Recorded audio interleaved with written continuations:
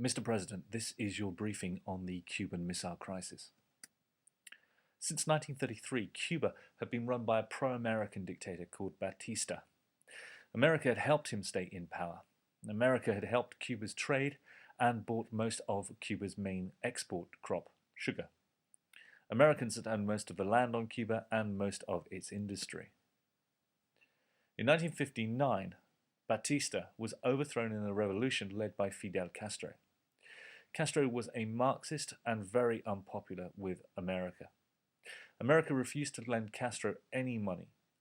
Castro wanted to end US control of Cuba and distribute the land on Cuba owned by Americans to poor Cuban peasants. He began to take over much of the land and wealth owned by Americans, causing a lot of upset in the United States. America consequently refused to buy any of Cuba's sugar, but the Russians, under Chairman Khrushchev, stepped in to buy Cuba's main export crop. Castro and Khrushchev became firm friends. Now America has a communist neighbor only 90 miles from mainland Florida. The Cubans allowed the Russians to build bases on the island of Cuba. In 1961, followers of Batista, based in the United States and supported by the United States in a limited capacity, tried to overthrow Fidel Castro. The force of Batista's supporters landed without American air support at the Bay of Pigs on Cuba, but denied the vital support of American air power. The invasion failed. Castro's policies subsequently became increasingly anti-American. A communist-backed Cuba, backed by the Soviet Union, was a threat to American security.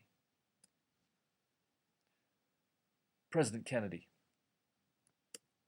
Elected in 1960, Mr. President, by the smallest majority in US history, you are the youngest president in American history. You are full of ideas, you are charming, you are active, and you are renowned for being a war hero.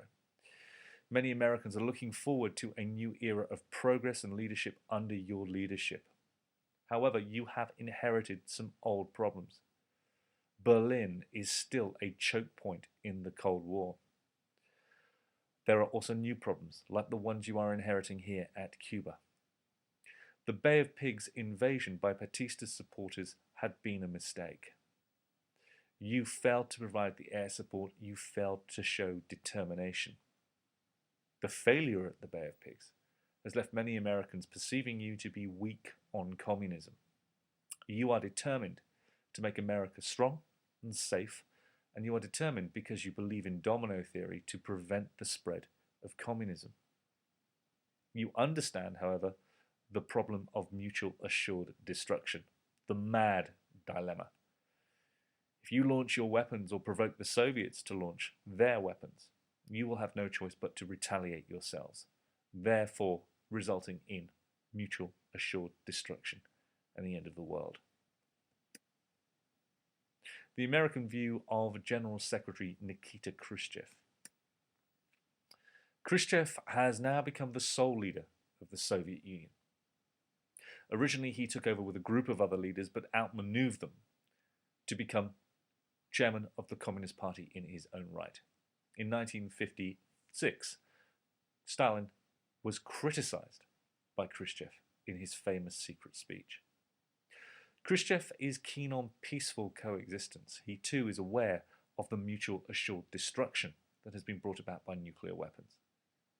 With you, Mr. President, there is the opportunity that you share this common ground. But Khrushchev is unpredictable. He can be friendly. He can also be brutal. He has built the Berlin Wall. He crushed the uprising in Hungary and has also suppressed pro-democracy in Poland and East Germany. He wants to be seen as a strong leader of the communist world. Khrushchev is remarkably proud of Russia's strength.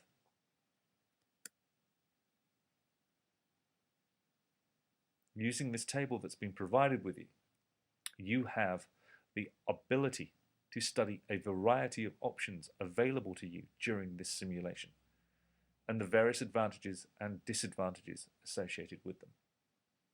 Mr. President, you and your government can only win the Cuban Missile Crisis by removing the Soviet missiles from the island of Cuba. There is no alternative. Provoking the Soviet Union leaves you with the only options of either launching your own missiles or watching your own country be annihilated in a nuclear Armageddon.